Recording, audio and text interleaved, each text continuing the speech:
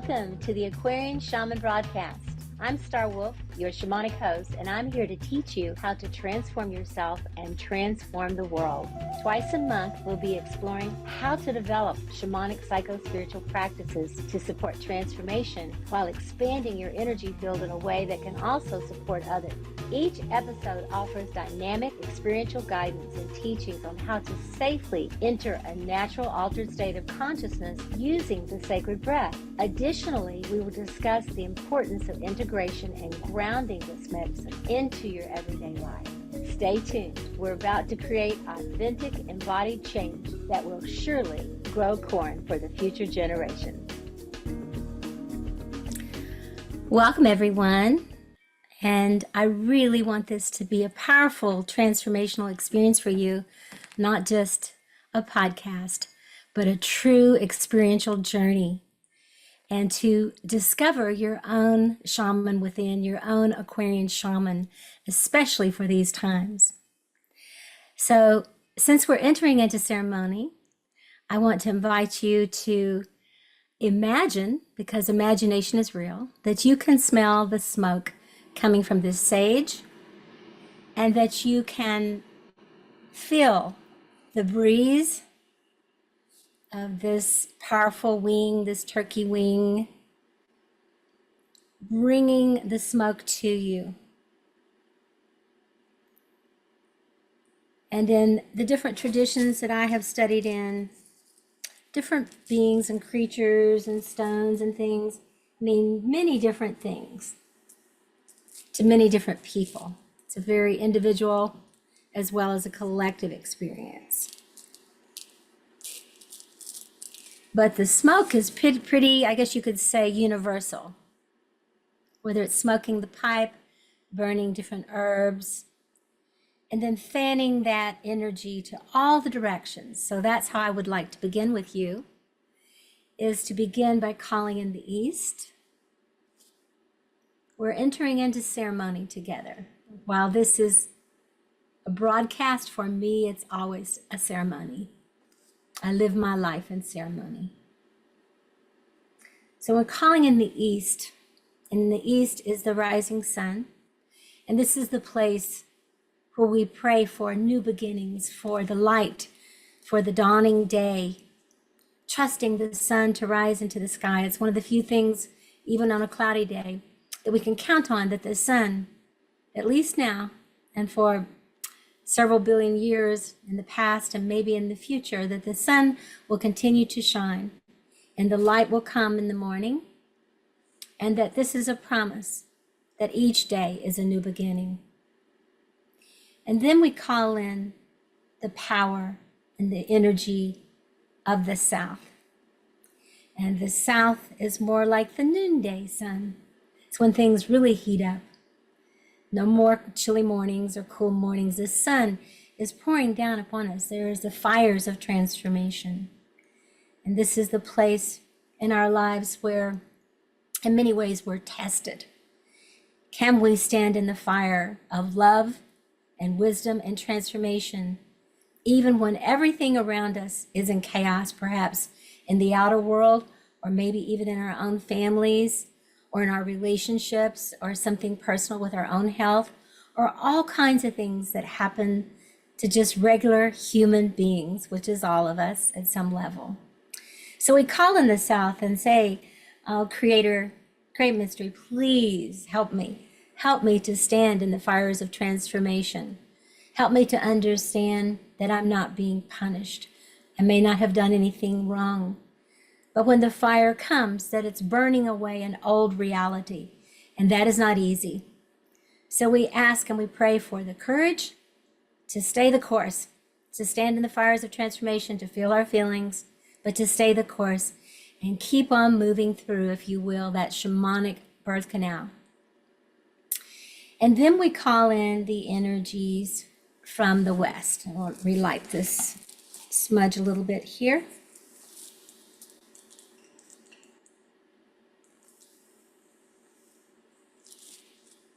I don't want to set off the fire alarms in my house, so I try not to burn too much. So we go to the West, and in the West, we go to the place where we begin to meet our shadows, where we go into the darkness. The sun is setting. Things are ending. It's a good day to die. It's a good day to allow things that no longer serve us, things we've outgrown, perhaps even addictions that we haven't even known about. We're realizing that we're overly attached to things. We call in the courage to change the things we can. We go into the bear's cave, if you will, and from that place, we dissolve. We meditate, we pray, we weep for what has been. Perhaps some things we're ready to let go of because it's been hurtful. Perhaps we weep because it's something we're going to miss. Maybe it's someone we love that's no longer in our lives for one reason or another. It's also the refreshing place because when we can let go, when we can go through those shamanic deaths and rebirths, we grow stronger on that spiral wheel of transformation. And we really can't move onward until we can let go and renew in those baptismal waters. We welcome the West. And then we go to the North. And in the North, we recognize the energy of the white hairs, the gray hairs. We recognize the elders. In the background here, you can see the wolf on my wall, and I'm part of the wolf tribe. I walk the path of the wolf, which is a teacher, a planetary server.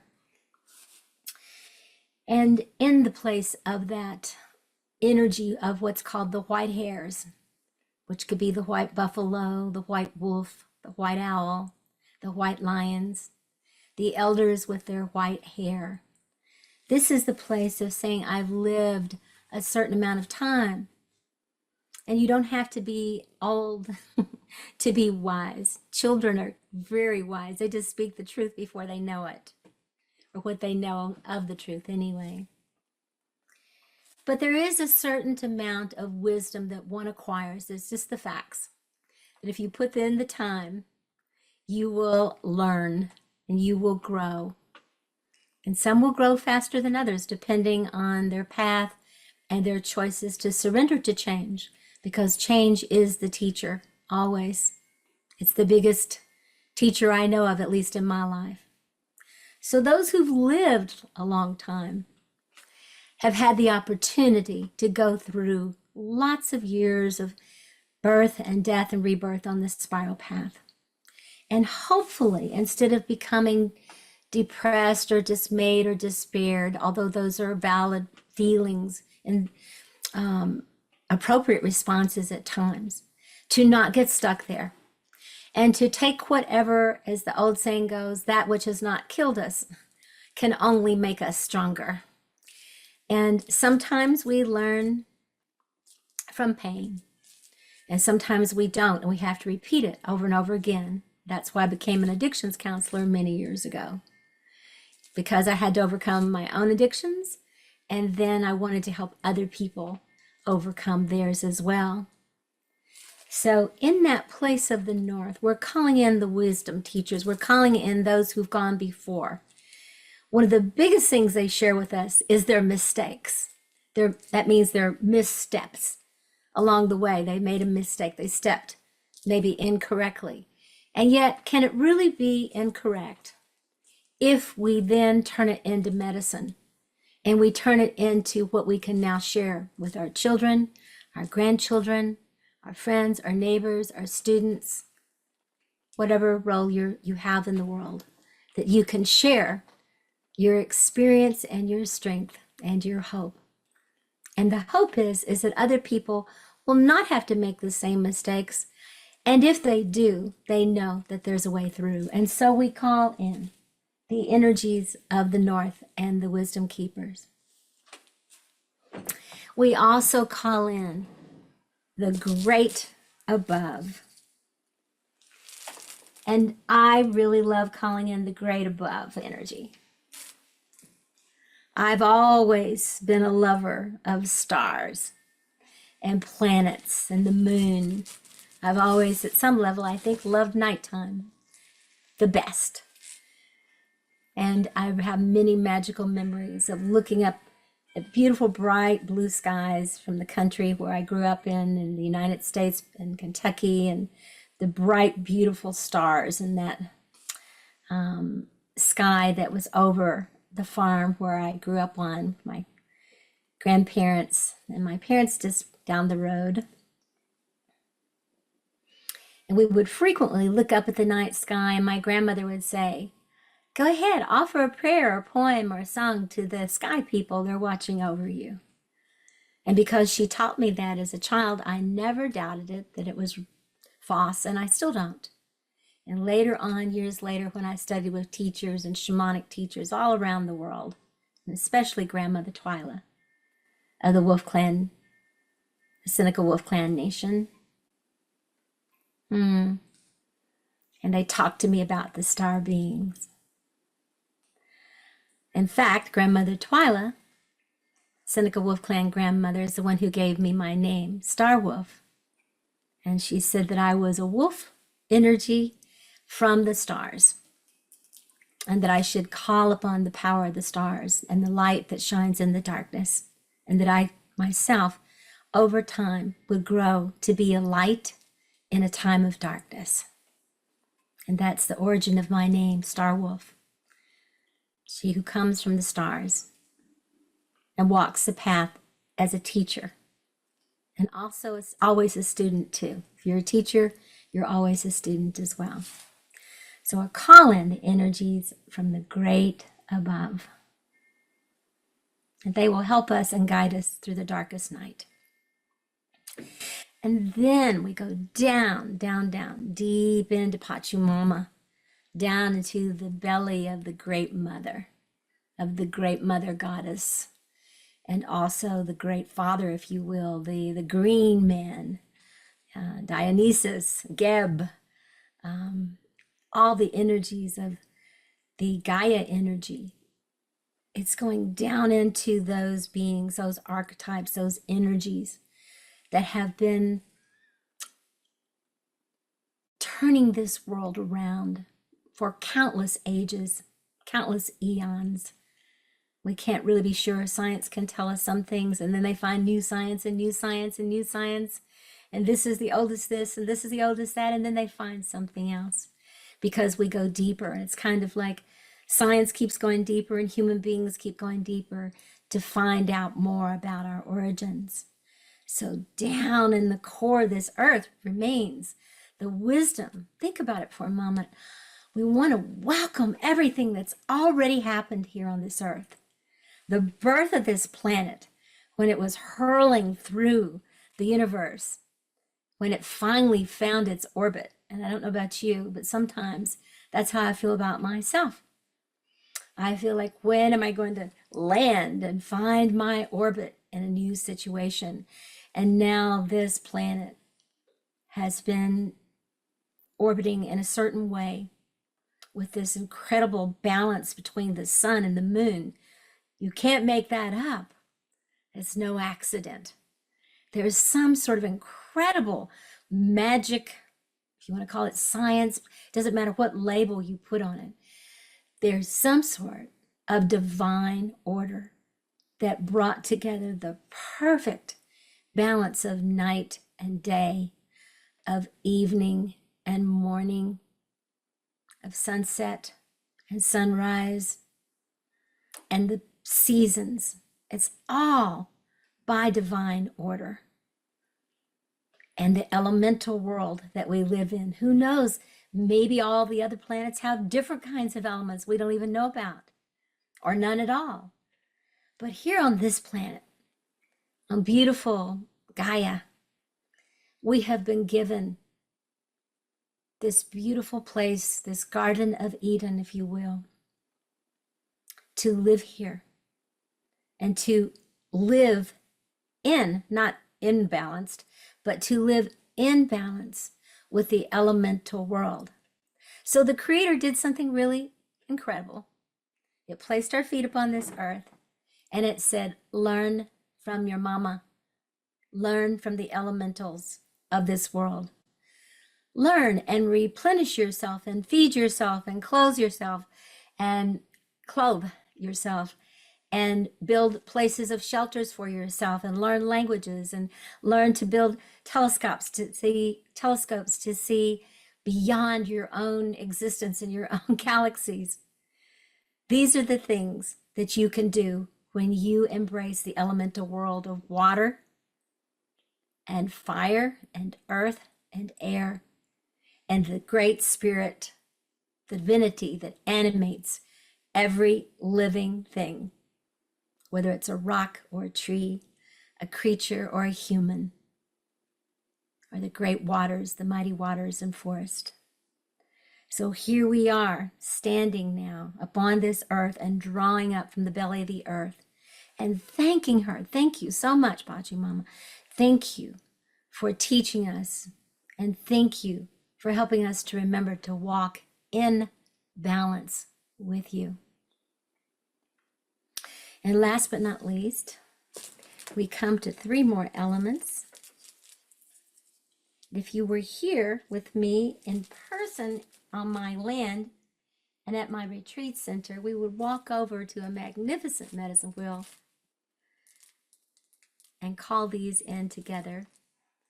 So maybe one of the days I'll broadcast from there and you can see that beautiful medicine wheel, and I'll speak more about that later. But we're creating our own right here, our own virtual medicine wheel as we call in these directions. And so we call in the great above. We call in the great star nations. We call in the heavenly host. We call in the archetypes and the invisible ones throughout all dimensions, space, and time. And we say, help. We human beings need your help. With some of the native peoples I've been with, sometimes the prayers, I didn't understand it when I was younger. They'd say, oh, great mystery, great father, great mother, please help me. I'm a poor, pitiful, sorrowful human being. Now I think I kind of understand. At that time I thought, wow, what's that mean? But now I understand it was just a way of saying, we understand that there's forces that are so much greater and bigger than human beings. And that human beings are very sacred. We have a sacred place just like everything else. But there's things greater than us and beyond us and the great above. And that's just a metaphor, really, because in space there really is not an above. We're really all in flux together. But in calling in the directions, we say, thank you, spirit keepers of the great above. Here we are on Pachamama. Here we are on Mother Earth, calling in our directions, the elemental beings of east and south and west and north. And now we call in the great above and we ask for your help, that our ancestors will come to us, those who've been here and who have left. Maybe their DNA is here, but we ask that their spirits will still come back and guide us in our prayers, our dreams, and they will come when we ask for help. So welcome, spirit keepers of the great above. And then we go down, really down, even more into the earth. Down, down, down to the core, the center of this earth. And they say that it's hot iron there. And the iron comes up through the rocks and throughout the geography of this earth. And it comes all the way up and it goes into the plants that we that grow and that breathe so we can breathe, and it goes into the animals and the creatures and to all the food that we have that comes to us. And so it's literally the earth is feeding us from her own blood as the life blood that gives us existence. And we're so grateful for that wisdom and for her care, that somehow this being manages to give life somehow to everything that is alive here on this planet, and also to help us ground and remember that, and to remember to have some humility around that, and to say thank you for all that you're giving to us. Be respectful of that energy. And the last direction is your own great within. Human beings, stand here on this earth. We stand here like we're on medicine wheels with our feet on the ground, perhaps our arms to the heavens, or spread out in all the directions. And the last direction, the seventh direction, is the great within. The great within can be felt within our hearts, but it's not only located there. We ourselves are within the heart of great mystery.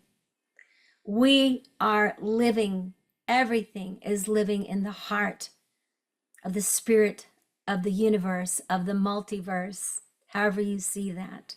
To me, the universe contains all the universes, all of creation and non-creation. And in that place, we are living in its heart. Think about it. We give creation, conscious creation as human beings to the things that we want to create. Sometimes we miscreate. We go into shadow and we find ourselves acting out in ways that we didn't intend to. It wasn't intentional. But when we create consciously from our God self, the way the Creator does, we too create with love and wisdom and consciousness. And that's a tall order sometimes with everything that's going on in the world or in our personal lives. And yet we must be in integrity, especially if we're going to support others on their path. We really can't just mouth the words, but not live it. So I want to encourage all of you as you stand here, as you sit here, as you do this ceremony with me and open up this Aquarian Shaman podcast with me, because you are the ones, you're the first ones here to be helping to open this with me. So I really ask you to open your heart really wide right now, really as far as you can. Don't hold back. There's no more time for holding back our love and wisdom and the guidance that we're getting from the great beyond, as well as the great within. So I invite you to take just a few seconds to go to the great within as I smudge one more time for the great within. And unless you're driving or doing something with mechanical things, I want to ask you to sit down and close your eyes if you haven't during this meditation, during this invocation and opening of this circle. To take a moment to close your eyes and to just breathe. Even if you have children running around the house or the dog is barking or somebody's knocking on the door, take a moment to turn off the noise. Turn off everything that's noisy in your brain and go into your great within in your heart. Because this is the place, my brothers, my sisters, my friends, my soulmates, this is probably the only place that we're going to find the truth, is to do whatever work we need to do to clean out our psyches and to empty out the closets of our shadows and to drop into our hearts big time right now. It's not being sentimental. It's not being overly idealistic. It's not being in spiritual bypass. Believe me, I do not live in spiritual bypass. Some people might think that with the name Aquarian Shaman, but that is about the farthest from the truth you could get to with me. I'm very grounded.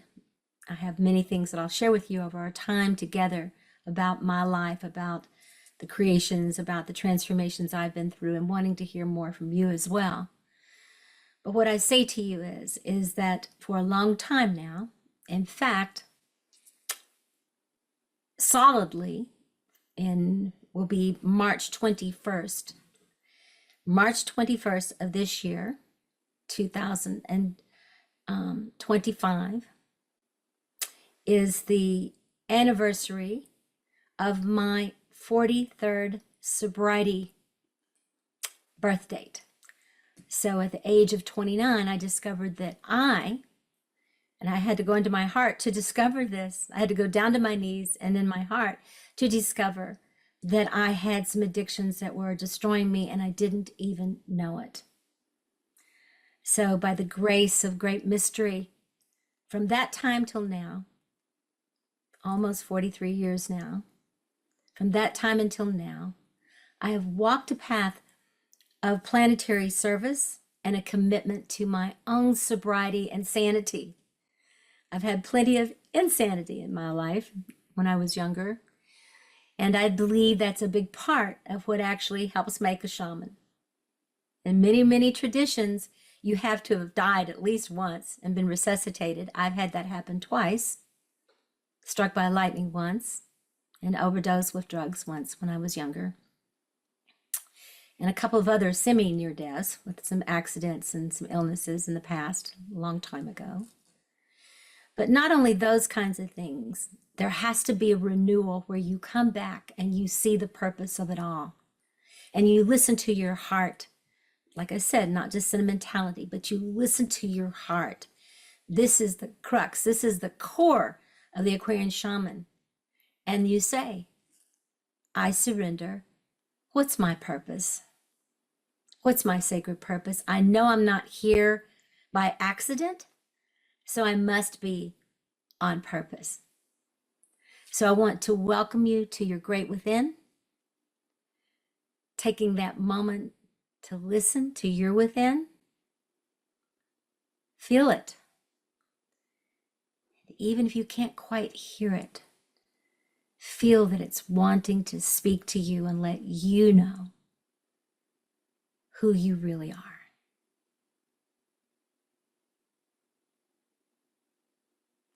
So take a deep breath.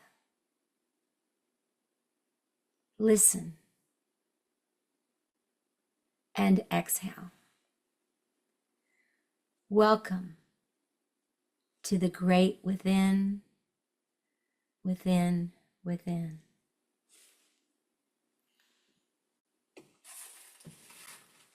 And now, my friends, my shamanic friends, my Aquarian friends,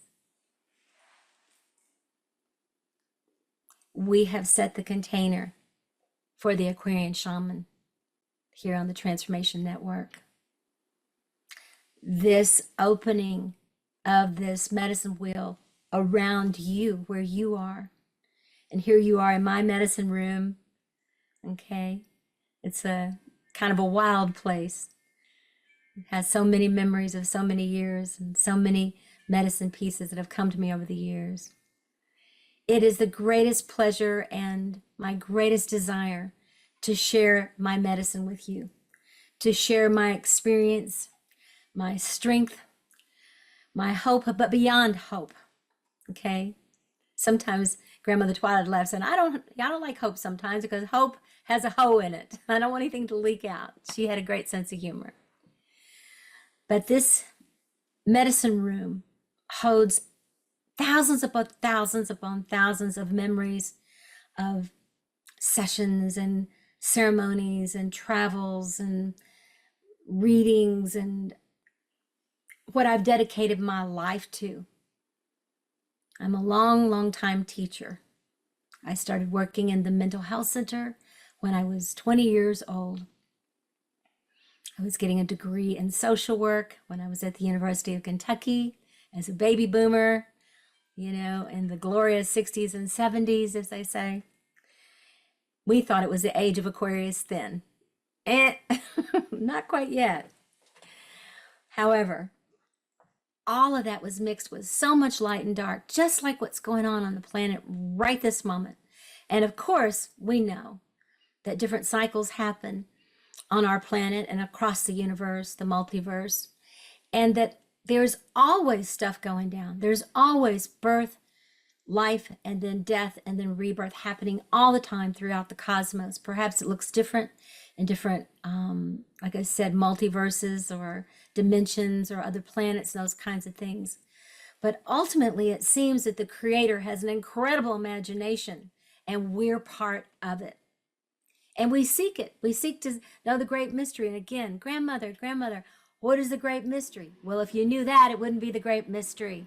So we're meant to be kept in suspense. We're meant to walk between the light and dark, to look into the darkness and to create the light from it.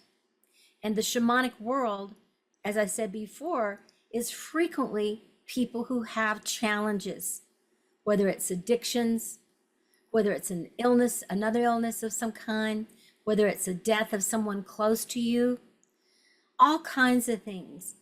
And, you know, we can't really escape being human. We're here to be human, but we also are here, I believe, to become something else.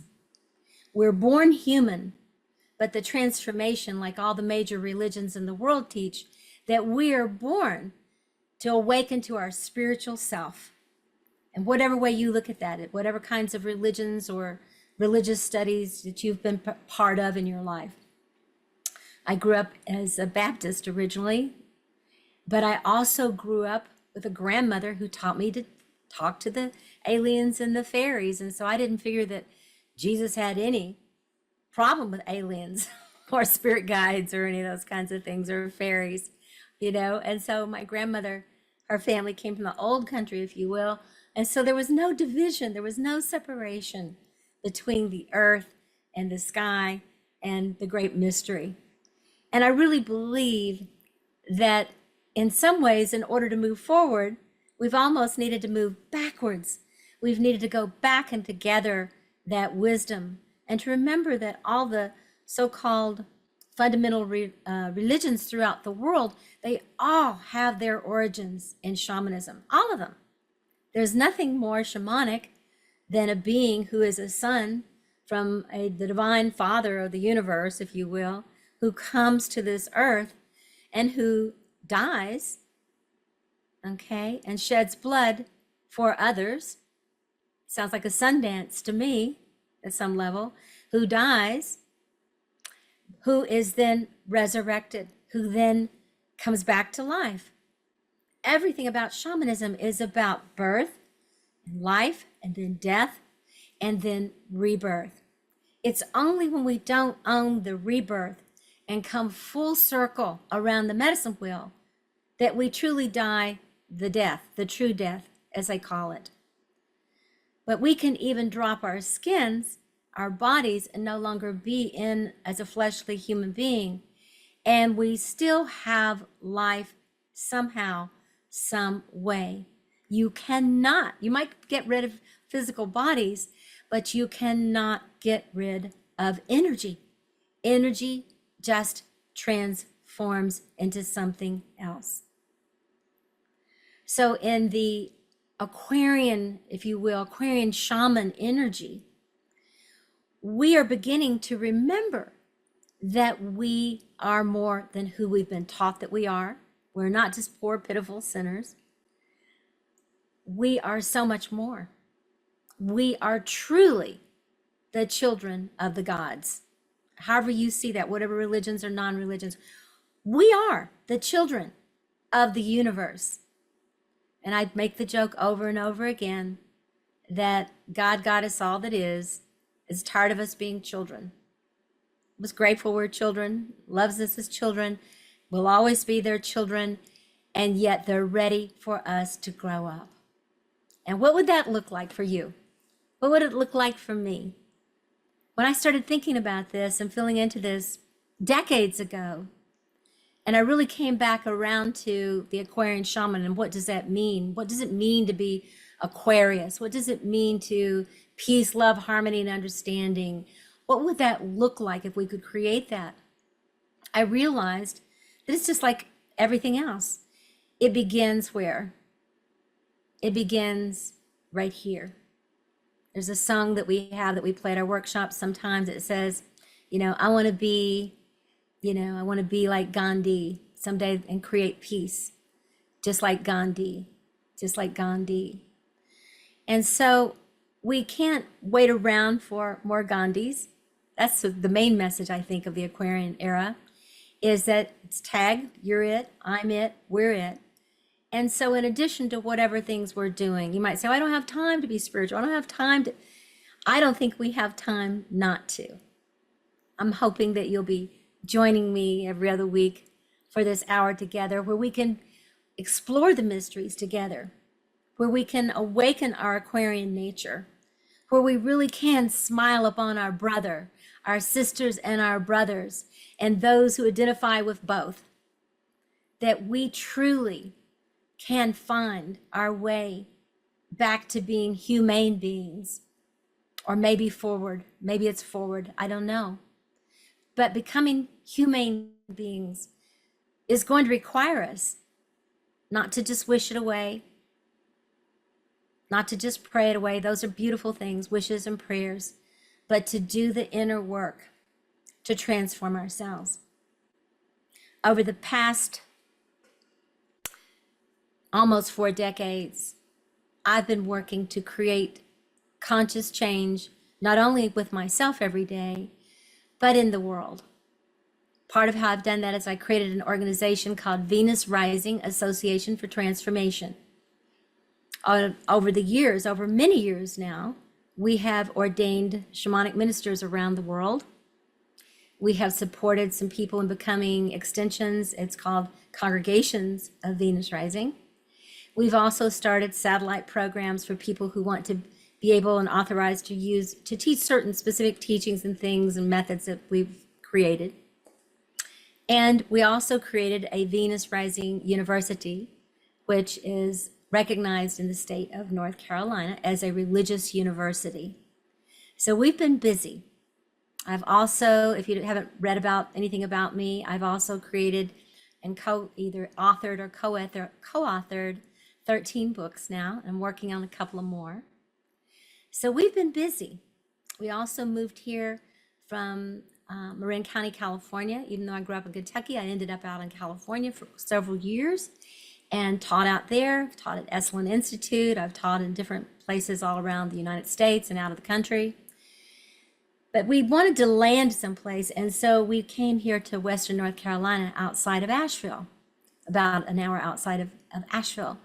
And we were able to acquire a beautiful piece of mountaintop property, and we become stewards of this land, of these elemental temples.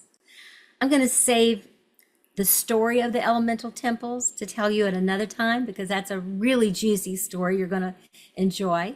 And I'm also going to tell you at another time how you can join me here and our other teachers and things at different times for our trainings and transformation programs, or even just to come and be here for your own healing, as well as our certification and training and our university.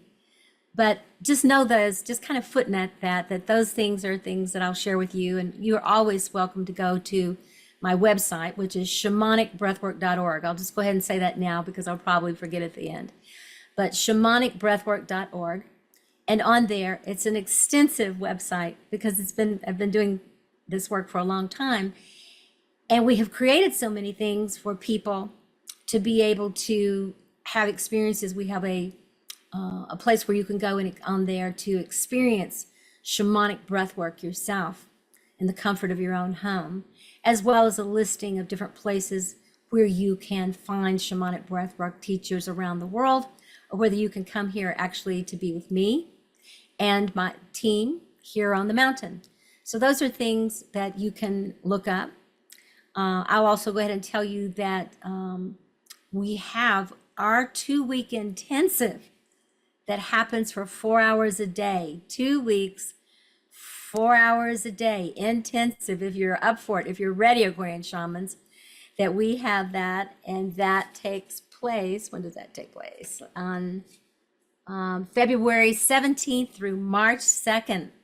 So if you're really ready to dive in and to really awaken that Aquarian Shaman within yourself and do some inner work, to be with me every day as I'm teaching, and to be with other staff that's teaching as well, to experience 6 major breathwork journeys and experiences, to be in process groups, to go through the 30 shamanic questions. Whoa, that's accelerated program, but you do have to commit and show up every day for those 4 hours. It's actually in the evening that it takes place. And it, yeah, if you want to know more about that, you can go on and find it on shamanicbreathwork.org. If you complete that program, you actually can then apply to be a shamanic minister.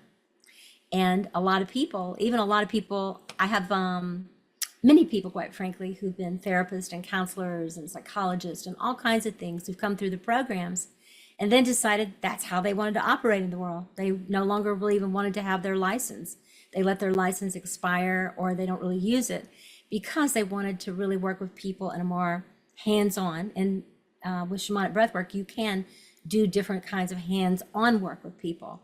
And of course, you're not supposed to do that in some of those other professions. So we're very careful about ethics with people and those kinds of things. So if you want to know more about that, you can find out about that on shamanicbreathwork.org. And there's lots of other pieces of information and things and gifts on there for you in addition to shamanic breathwork.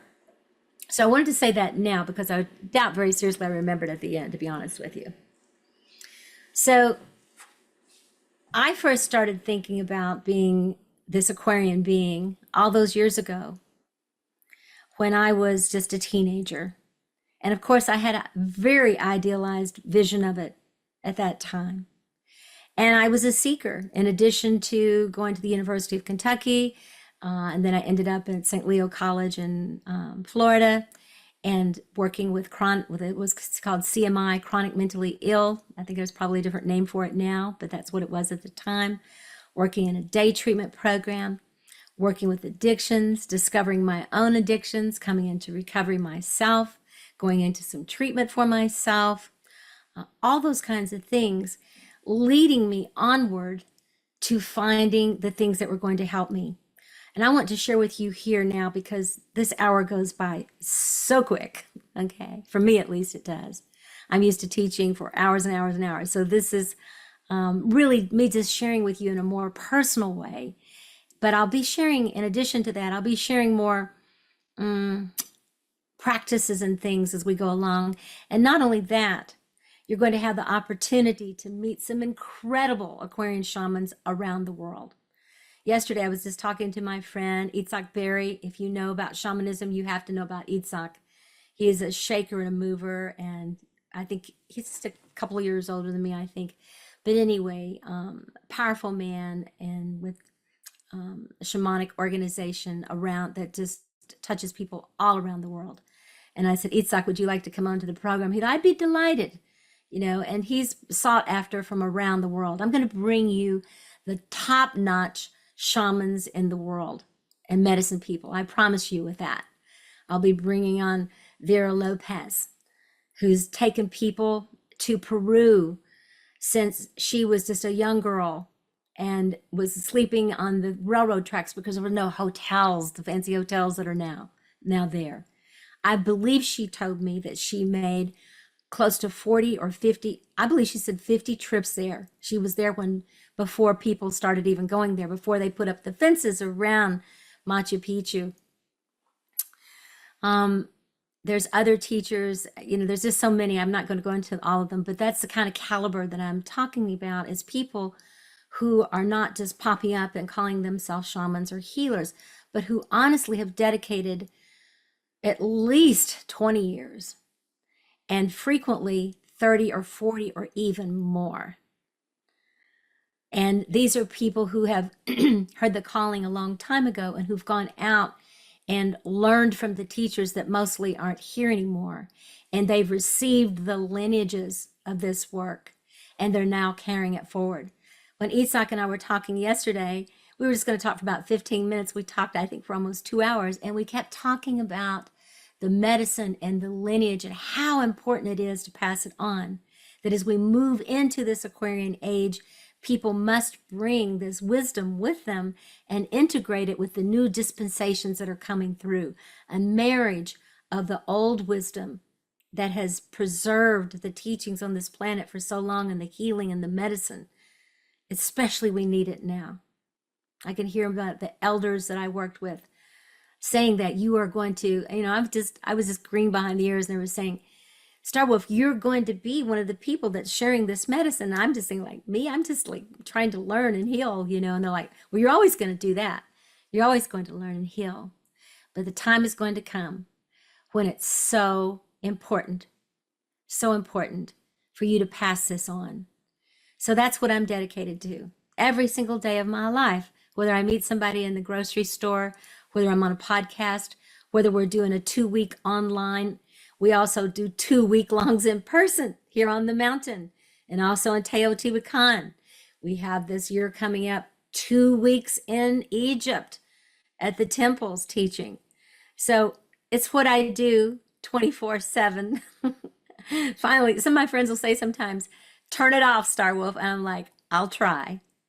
But I'm more excited about being alive, being a teacher, sharing this medicine than I ever have been. And I feel like that maybe the world is catching up. The world is catching up with what I committed myself to 43 years ago. To walk in sobriety and to walk as a planetary server for the rest of the world, for the rest of my life. Not because I'm just a do-gooder, but because it makes me happy, because it brings me happiness and joy. It brings me my dharma and my purpose. And hopefully, my storytelling, my journey, my introducing you to these amazing people you're going to meet, hopefully it's going to inspire you to waken up that part of yourself that is a planetary server. So being this Aquarian energy in your own life, what would that look like for you? I really want to encourage you to start dropping into that with me each time we're together. And to the teachers, the amazing teachers that we're going to have on that have agreed to be on here. Heather Ashamar is another one that pops into my mind. There's just so many that I've talked to, and they're all like, oh, I can't wait to be on this platform with you, Star Wolf, because they're my friends, and they know that we're going to have a good time, and they know we're going to have a great audience. And they're like, this is exactly what's been needed out there. Somebody to interview us that is one of us. So, and I love doing interviews. I do interviews all the time with other people, but here I can just kind of speak about what's real for me. And I can also bring these incredible people. I work with divination a lot. And one of the things that I do is I do a lot of storytelling. So I pulled a card today right before we started. I don't know if you can see that. And for this particular card, this medicine card, is called Storyteller Expansion. And I thought, how perfect, because sometimes I think like, oh, do people really want to hear these stories? Do they, and then afterwards I can't tell you, wherever I go, people come up and say, thank you, Star Wolf, for these stories. It gives me such hope. It gives me inspiration, and I love to share my story with you. And I love to hear people's stories as well. That's why I've been a counselor for so long and a teacher. So today I knew that I needed to be my storyteller self and to tell you the story of my life some and the story of some of my teachers. And I've just barely touched the surface. You have no idea. It's just barely the surface. Then the other card I pulled was from a deck of cards that I co-created with my dear, dear sister, Nikki Scully, who took people to Egypt. I think she said she took 61 or 62 trips there over a period of 30 years. And my first trip to Egypt was with Nikki, and what an incredible time that was. Many years ago, we took 50 people, and this is before people were taking people. Very few people had taken people at that time. So it was, we were really pioneering going there, and I've been taking people since then. And Nikki and I created 2 books together. We created The Shamanic Mysteries of Egypt, and we created the Anubis Oracle deck. So I pulled a card from our deck today, and it's called Sacred Purpose. I kid you not. Storytelling and Sacred Purpose. And this particular card shows, and I don't have time to go into great detail, but I will one day. I'll talk more about the Anubis Oracle deck. Ptah, Nut, Geb, and Anubis. Basically, they're all in their sacred purpose. Each one is representing something that they're in their sacred purpose. And in the very center of the card stands the beautiful, if you will, Wolf of Egypt, Anubis, the shaman, standing in the center, following his path as an Aquarian shaman and being guided by the great above, great below, and all the directions and all the elemental worlds. So I knew that, first of all, I needed to be my storyteller self today. And second of all, to be fully in what I feel is my sacred purpose. And for me, that is to pass on my journey and to encourage you on yours, and to set the stage by creating the medicine wheel here and calling in the directions that are going to hold us in the days, weeks, months, especially now to come. So if you will, I want to show you one person before we get ready to sign off here. This is my Wolf Clan grandmother, Grandmother Twyla Netch, Seneca Wolf Clan grandmother, and that little girl sitting there with her head in the lap is me many, many years ago. And Grandma is patting me on the head, and we're at a big, big powwow with all kinds of people from many different tribes and nations out in California, and she's saying to me, "My precious wolf, my precious star wolf." Grandma passed when she was 94 to the other side, but boy, is she active in my dreams, and when I call her, she always comes. And if I can be that for some of you now, if I can be a person who can inspire you, encourage you, maybe I can't lessen your burden, but I can sure as heck help you get through it to the other side as a spiritual shamanic midwife. And that is my deepest desire, is to pass on my medicine and to pass on my lineage. That's why, instead of just doing interviews and writing books and doing workshops, that I've agreed to do this podcast. I do feel that it's time on the planet for this, but I also believe that it's time for me to pass my medicine to more people. And that's why I'm here. So I want to thank you for being here. I want to thank Transformation Talk Radio and all the people who have supported us and coached us a little bit about what we're doing. And I can't wait to bring in these wonderful people that you're going to meet. You're going to enjoy it so much. We're going to have such lively conversations. I have a wicked sense of humor. I have a heart of gold, but a wicked sense of humor.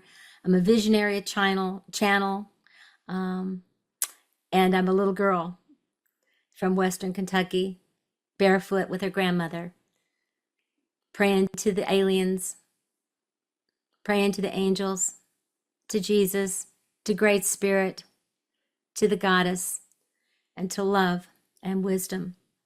So I hope you'll walk with me on this path, explore it, and see if it calls to you in some way.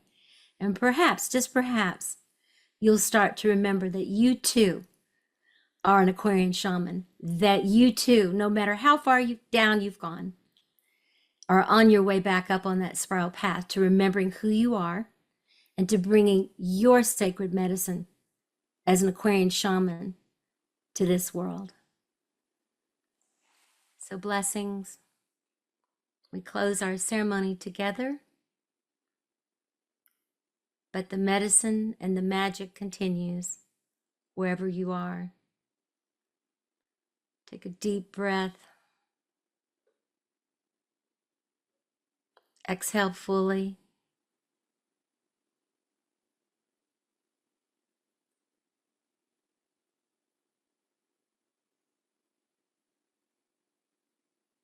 And please, please feel free to get in touch with me. You can email me at starwolf@shamanicbreathwork.org as well. And sometimes it takes a little while to get back to you, but I always promise that I will do my best to get back or have someone get back with you to answer your questions. We're here to serve. We're here to walk the Aquarian path.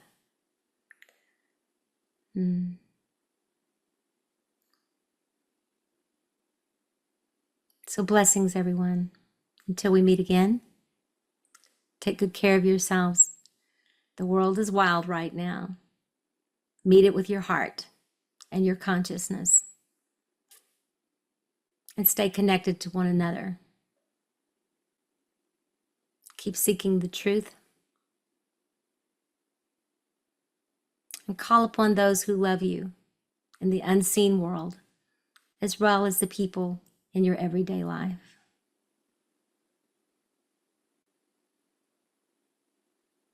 Aho.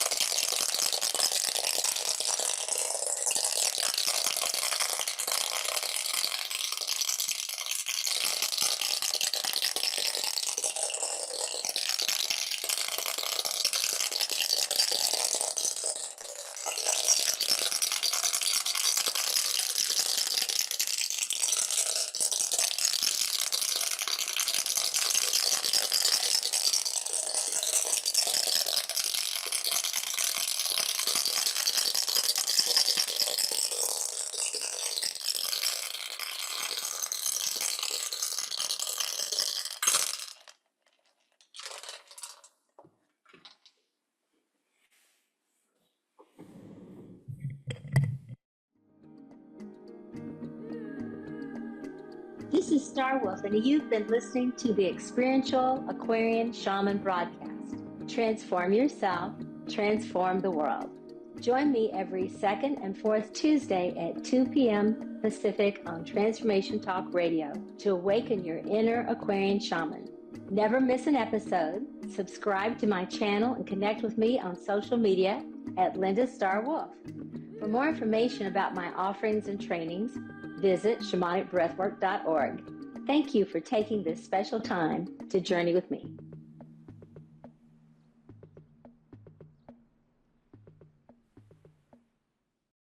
Views expressed on this program are those of the host, guests, and callers, and do not necessarily reflect the views of the station, its management, or advertisers. You're listening to Transformation Talk Radio.